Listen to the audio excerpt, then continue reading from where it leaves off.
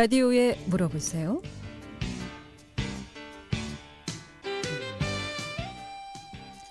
여러분 안녕하십니까? 라디오에 물어보세요. 진행의 김혜정입니다. KBS 원주방송국 라디오에 물어보세요는 매주 월요일부터 금요일까지 우리 생활과 밀접한 다양한 분야의 생활 상담을 해드리고 있습니다. 오늘은 재갈철 변호사 모시고 법률 상담하겠습니다. 등기부 보는 법, 또 공유에 대해서 법적인 해석 좀 함께 해보고요. 이 밖에도 주택 상가 임대차 보호법이라든가 땅 문제, 돈 문제, 또 사고나 분쟁으로 법적인 조언이나 상담 필요하시면 전화 주시기 바랍니다. 지금 전화 주시면 전문가의 상담 바로 받을 수 있겠습니다. 이용할 상담 전화번호 알려드립니다. 이용할 상담 전화는 764국에 6335번, 764국에 6336번 또는 50원의 정보 이용료에 있는 문자 샵 8950으로 상담해 주시면 되겠습니다. 재갈철 변호사 모시겠습니다. 안녕하십니까? 안녕하세요. 네. 오늘 날씨가 많이 춥죠? 네, 오늘 날씨가 많이 추운 것 같습니다. 예.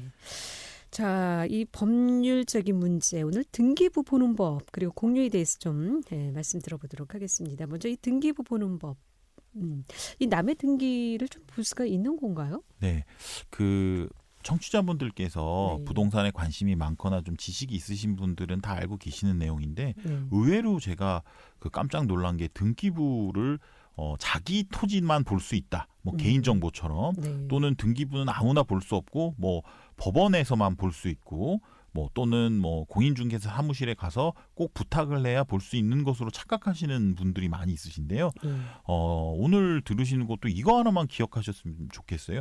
대한민국에 있는 모든 땅과 건물 중에 등기부가 있는 모든 건물은 모든 사람이 누구나 열람할 수가 있습니다. 열람하는 방법은 물론 등기소에 가서 열람을 하는 방법도 있지만요. 아주 쉽게 인터넷에 들어가면 대법원 인터넷 등기소라는 게 있어요.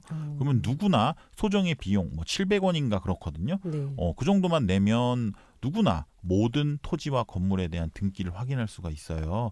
그것을 모르시는 분들이 상당히 많아서 저는 꼭 이 부분에 대해서 좀 알려드리고 싶고. 저도 그 중에 한 사람이고. 아, 그러셨어요?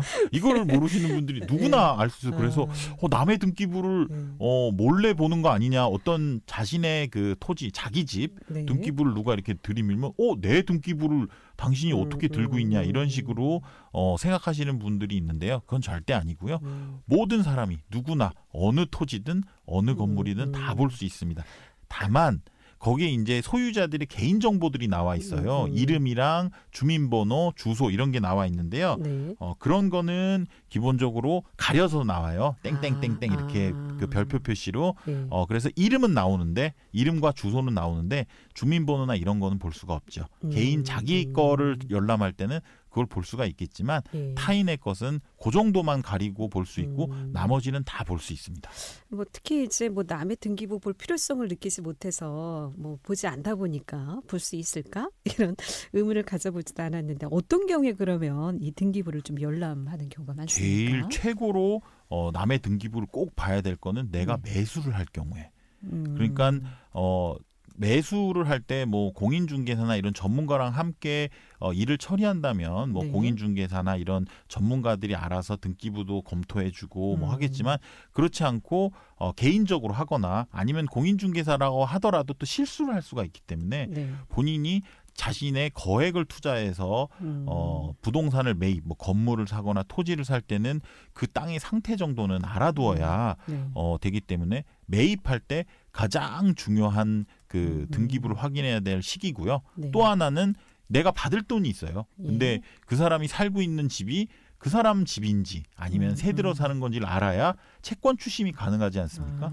제가 예를 들면 1,000만 원을 받을 돈이 있는데 그분이 주택을 자기 소유로 가지고 있고 그리고 거기에 담보도 그렇게 많이 잡혀 있지 않으면 그 1,000만 원을 받는 데는 전혀 지장이 없겠죠. 그러나 나중에 그분이 사는 집을 등기부를 확인해 봤더니 이름도 다른 사람 명이고 굳이 전세도 아닌 것 같고 그냥 월세인 것 같고 보증금도 얼마 안 되는 것 같고 이러면 그 1,000만 원의 그 채권을 회수하지 못할 가능성이 크죠. 이런 때도 또 확인해 봐야 되는 거고요. 그러면은 등기부 열람했을 때 어떤 내용을 좀 확인할 수가 있습니까? 등기부를 열람했을 때 가장 처음 보시는 분들은 이 등기부가 이거 복잡하다. 이게 도대체 어떻게 된 거냐 이렇게 네, 생각하시는데 쉽게 등기부는 표제부, 표제부. 갑구, 을구 이 세 개의 부분으로 나눠져 있어요. 예. 표제부는 쉽게 말해서 사람의 주민등록증으로 치면 이제 주민등록증 앞에 있는 사진, 네. 주민번호 뭐 이 정도 주소 이 정도에 되는 거예요. 그게 뭐냐면은 땅이 있으면 땅의 면적, 지번 그리고 용도, 땅도 용도가 있지 않습니까? 집을 네. 지을 수 있는 대지도 있고, 뭐 주차장 용지도 있고, 그렇죠. 도로도 있고, 뭐 과수원도 있고, 논도 있고, 밭도 있고 이런 것이 다 써져 있습니다. 뭐 과수원, 전, 답, 뭐 주차장, 공장 용지 이렇게 다 용도가 쓰여져 있고요. 그 다음에 지번도 쓰여져 있고요. 한마디로 지번, 지목 그리고 면적 이렇게 나와 있는 게 주로 된 거고 건물은 여기 추가돼 가지고 그 건물의 모양새 몇 층짜리 건물이냐 그 넓이는 어떻게 되느냐 그리고 그 건물들의 각 용도는 뭐냐 이런 게 나와 있어요. 한마디로 사람 주민등록증의 그 겉면이라고 보시면 되는 거예요. 뭐 그게 콘크리트 건물인지, 콘크리트 뭐 어떤 건물인지 재료를 맞습니다. 뭘 썼는지. 뭐 슬라브 지붕인지 그리고 뭐 목조 건물인지 네. 뭐 시멘트 콘크리트 존지 뭐 벽돌 존지 벽돌 조 이런 게 약간 일본식 표현인데 벽돌로 만든 집인지 시멘트 콘크리트로 만든 집인지 나무로 만든 집인지 그런 게 써 있어요. 네. 그래서 그거를 꼭 확인하고 매수를 하셔야 돼요. 왜 그걸 꼭 확인을 하셔야 되냐면 권리관계 좀 이따 설명할 소유나 뭐 이런 거를 확인하는 것도 있지만 등기랑 실체랑 안 맞는 경우도 많아요. 그러면 내가 비싼 돈을 주고 사가지고 이 건물인 줄 알고 시멘트로 지은 멋진 3층짜리 건물인 줄 알고 네. 매수를 했는데 등기부를 확인했더니 나무로 된 옛날에 그 지어졌다가 없어진 건물들 있잖아요. 네. 그 돈 그 부분에 대해서 헷갈려서 돈을 손해 보는 경우도 상당히 많이 있어요. 그럼 등기부하고 실체하고 다르다는 것은 그럼 잘못된 등기인가요? 그렇죠. 잘못된 등기도 상당히 잘못될 많아요. 수도 있습니까? 네. 그 많은 분들이 약간 또 이 부분에 대해서 오해를 하고 계시는 분들 일단 첫 번째로는 등기가 없는 토지, 네. 등기가 없는 건물도 많아요. 모든 토지와 모든 건물이 등기부가 있는 건 아닙니다. 그리고 토지 위에 등기가 건물이 있다고 하더라도 그 건물과 실제 현황과 다른 경우도 상당히 많아요. 그리고 실제로 뭐 A 1번지 위에 있는 건물인데 2번지 위에 있는 건물로 등기가 잘못되어 있는 경우도 상당히 많아요. 그렇게 돼버리면 그런 땅들은 매수를 하게 되면 나중에 법적 절차가 아주 곤란해집니다. 그래서 그런 부분에 대해서도 상당히 주의 깊게 봐야 될 필요가 있어요. 그러니까 소유권 이전이 안 되겠네요. 그런 경우는. 예, 그럼 안 되는 최악의 경우는 뭐 보통은 등기를 해서 가져와야 되겠지만 최악의 경우는 등기가 안 되는 경우도 상당히 많아서 네. 돈만 주고 실제로는 건물을 못 가져오는 경우도 상당히 많기 때문에 이 부분에 대해서 좀 주의 깊게 살펴봐야 되고요. 그럼 왜 그런 그 현상들이 벌어지느냐? 그러게요. 네. 사람이 하는 일이라서 그래요. 그게 뭐 오래전에 뭐 있었던 건물이 헐어서 없어졌는데도 불구하고 그 건물이 등기가 안 없어진 경우 또는 뭐 6.25 때 그 관련 등기가 다 소각돼 가지고 관련 등기를 복구하는 과정에서 잘못된 경우 뭐 이루 셀 수 없이 많은 이유가 있지만 사람이 하는 건 완벽하지가 않기 때문에 그러한 오차들이 생길 수밖에 없습니다. 네. 그러니까 뭐 건물이나 부동산 매수할 때 등기부 등본은 기본으로 꼭 봐야 될 꼭 첫 확인해야 번째 되고 확인. 지금 이 방송에서 듣는 정도는 기본적으로 알아두셔야 되는 겁니다. 네. 근데 굉장히 복잡하더라고요. 몇 장씩 막 되기도 수십 하고. 장씩 되는 거고 많은 경우는 수백 장씩 되는 뭐 이렇게 경우가 등기부 있어요. 등부가 그렇게 복잡하고 많죠. 근데 복잡하지만 네. 지금 이 얘기를 들으시면 잘 꼼꼼히 보시면 또 그리 복잡하지는 않습니다. 제가 이제 아까 표제부까지 말씀을 드렸는데 네. 이제 갑구와 을구가 남았어요. 네. 표제부는 제가 말씀하신 것만 알아두시면 돼요. 아, 주민등록증에 있는 사람으로 치면 주민등록증이구나. 네. 그 앞에 주민번호 있고 주소 그리고 면적, 얼굴 생긴 사진 그리고 그 건물이나 토지의 모양새, 용도 이런 거 예. 써 있다. 이런 정도만 알고 계시면 충분하고요. 이제 갑구부터가 이제 정확히 잘 알아보셔야 되는 부분이에요. 갑구는 뭔가요? 갑구가 네. 뭐냐면 소유권에 대해서만 있는 거예요. 이제 갑구가 1, 2, 3, 4, 5, 6, 7, 8 이렇게 번호가 넘어가면서 네. 김말동, 이을숭, 뭐 김병돌 이렇게 쭉 그 사람 이름이 써 있어요. 그 사람 이름이 뭐냐면 원래 주인이 1번, 두 번째 주인이 2번, 세 번째 주인이 4번. 그러면 지금 현재 주인은 누구겠어요? 마지막에 맨 마지막 번호가 네. 맨 마지막 번호의 사람이 현재 주인입니다.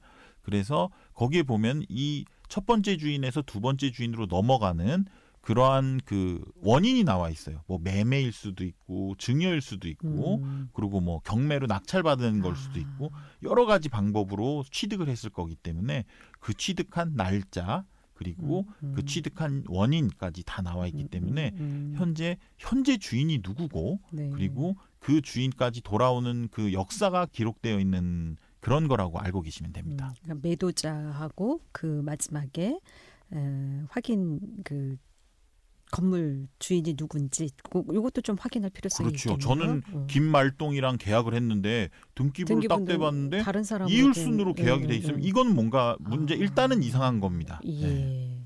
라디오에 물어보세요는 제갈철 변호사 모시고 법률 상담하고 있습니다. 법적인 조언이나 상담 필요하시면 지금 전화 주시기 바랍니다.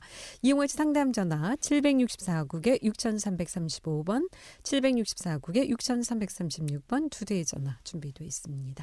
11시 30분 지나고 있습니다.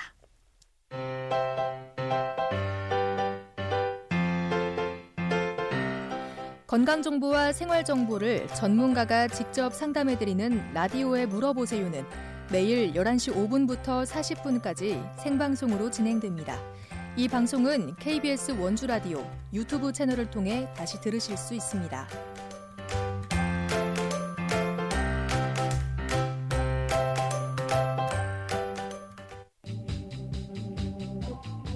여러분께서는 KBS 원주방송국에서 진행해드리는 라디오에 물어보세요를 듣고 계십니다. 라디오에 물어보세요는 매주 월요일부터 금요일까지 실생활에 필요한 생활 상담을 해드리고 있습니다. 라디오에 물어보세요. 지금 여러분의 상담 전화를 받고 있습니다. 전화 주실 곳은 764-6335번, 764-6336번입니다. 지금 전화 주시면 전문가와 바로 상담하실 수 있습니다. 네, 라디오에 물어보세요. 오늘은 제갈철 변호사 모시고 법률 상담하고 있습니다. 상담 전화 받겠습니다. 764국에 6335번 전화 주셨습니다. 연결하겠습니다. 여보세요. 네, 안녕하십니까. 네, 안녕하십니까. 네. 예, 저 다름이 아니고요. 네. 이제 어머님이 90이신데 네. 저희 그 두뇌우는 집이 없거든요, 현재. 네. 근데 이제 들어와서 살아서 이 집을 너네한테 저 명예 변경을 등기 이전을 해라고 그래서 이제 들어와서 3년째 사는데요. 네. 그 이제 등기 이전을 해야 되는데 돈을 사는 걸로 매매로 누가 해라 그래서 하려 그랬는데 네. 그 증여나 상속 말고요, 매매로. 네. 근데 어머니가 그 집값은 저 공시지가로 한 1억 정도 되는데 촌의 농가주택이에요. 네. 근데 어머니가 돈을 안 받으신대요. 근데 그 등기 이전이 돼요? 일단은 그거는 네. 등기 이전은 매매로 하든 증여로 하든 증여는 돈 안 받고 넘기는 걸 증여라고 하고요. 예. 돈 받고 파는 거를 매매라고 하는데 예. 둘 다 뭘로 해도 등기 이전은 다 돼요. 그런데 예. 이게 문제가 뭐냐면 세금이 문제가 되는 겁니다. 증여는 증여세가 나오고 예. 매매는 양도소득세가 나와요. 예. 그래서 뭐가 더 좋을지는 변호사한테 상의할 게 아니라 다음에 세무상담 시간에 물어보세요. 등기 이전은 둘 다 돼요. 증여든 매매든 그건 상관없습니다. 근데 이제 세금은 내는데요. 네. 매매 대금을 내가 돈을 뭐 해느냐고 안 받으신다고 그러니까 그거 어떻게 해야 돼요? 그러면 돈을 증여가 되는 건가요? 그러면 나중에 돈을 안 받고 매매로 하면 나중에 국세청에서 증여로 봅니다. 그거를. 그래서 그거는 돈을 드리면 어머니 통장으로 뭐 몇천만 원이고 넣어놓으면 그게 되는 거예요? 그렇죠. 몇천만 원이라고 넣어도 되는데 예.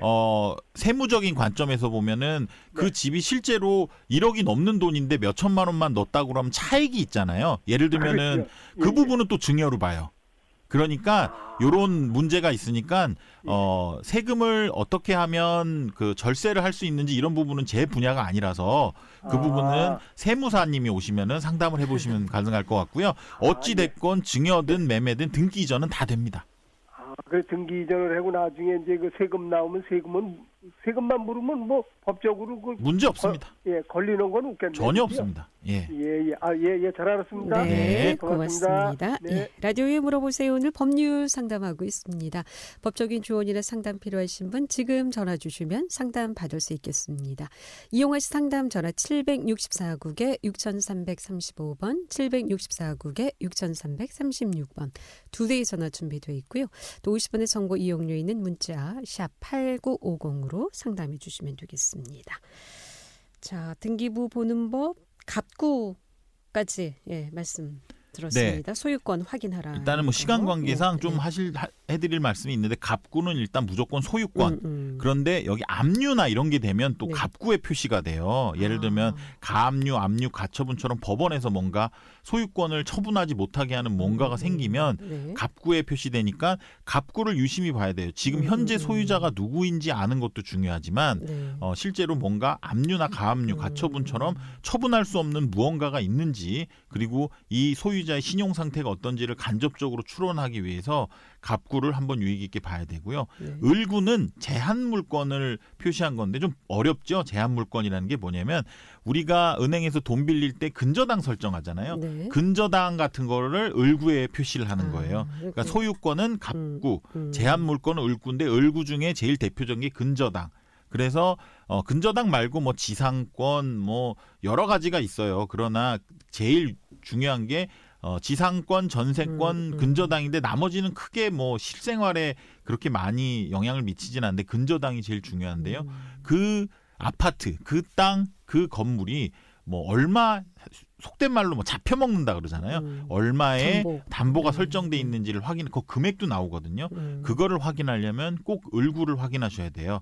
그럼 정리를 하면 등기부는 세 가지 분야로 나눠줄 수가 있어요. 부분으로. 1번 표제부, 2번 갑구, 3번 을구. 갑구에는 소유권이 나오는데 소유권은 1, 2, 3, 4 번호가 있어서 제일 첫 번째 이 땅을 소유했던 이 건물을 소유했던 사람이 1번, 2번, 3번 가서 맨 마지막 사람이 현재 소유자인 거고요. 을구는 기본적으로 근저당이 써 있는 건데 뭐 다른 제한 물건도 있어요. 근데 여러분께서 지금 알아두셔야 될 거는 근저당이 제일 중요하죠. 근데 압류하고 근저당하고 갑구, 을구가 다르네요. 달라요. 어떻게 보면 같은 개념인 것 같은데. 그래서 제가 그걸 분명히 말씀을 드린 건데 네. 보통 일반 분들은 압류는 갑구에 있고 을구에 있어야 될 것 같은데 그러게요. 뭐 이렇게 생각을 하시는 분인데 완전히 다릅니다.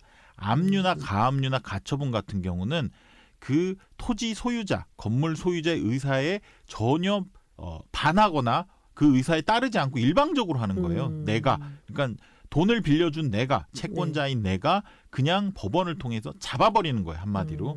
그러니까 소유권을 딴 데 못 팔아. 이 재판 끝날 때까지. 또는 이 건물은 내가 경매로 넘겨서 내 돈 받을 거야. 라는 오히려 소유자의 의사에 반하는 식으로 되는 거고 근저당은 소유자가 그래 내 땅 잡아먹힐게 내가 가서 도장 다 찍은 거예요. 은행 가서 나 이 전당을 잡을 테니 나를 얼마를 빌려주세요라고 본인이 자신의 의사에 따라서 한 거기 때문에 확연히 다릅니다. 그럼 압류하고 근저당하고 어느 것이 좀 1순위라고 봐야 될까요? 압류랑 근저당은 아까 말씀드린 대로 완전히 성질이 다르기 때문에 네. 1순위라고 표현할 수가 없고 일단은 형식적으로 보면 시간 순서대로예요. 압류가 먼저면 압류가 우선되는 거고 근저당이 우선이면 근저당이 우선인 거예요. 예를 들면 1월 1일 날 근저당이 설정이 돼 있어요. 근데 누군가가 1월 2일 날 압류를 했습니다. 그러면 근저당이 우선인 거고요. 그 반대의 경우에는 근저당이 아무리 돼 있다고 하더라도 경매에 넘어가면 그 근저당권자는 압류 채권자가 모든 돈을 변제받을 때까지 전혀 보호를 받지 못해요. 네. 그러니까 갑구, 을구 차이는 그러니까 압류하고 근저당 차이는 소유권의 의사가 있는 것하고 없는 것. 그렇게 보지 마시고 그건 이제 제가 설명을 드리는 거고 압류는 소유권에 대한 제한을 하는 거기 때문에 일단은 갑구에 있는 거고 을구는 당사자끼리의 약정, 서로의 약속에 따라서 그 만들어진 설정된다고 표현하는데 설정된 약정 물건이기 때문에 을구에 있는 거라고 아시면 됩니다. 그러니까 등기부에 있어서 표제부, 갑구, 을구 요 세 가지만 확인하면 큰 문제는 없을 것이다.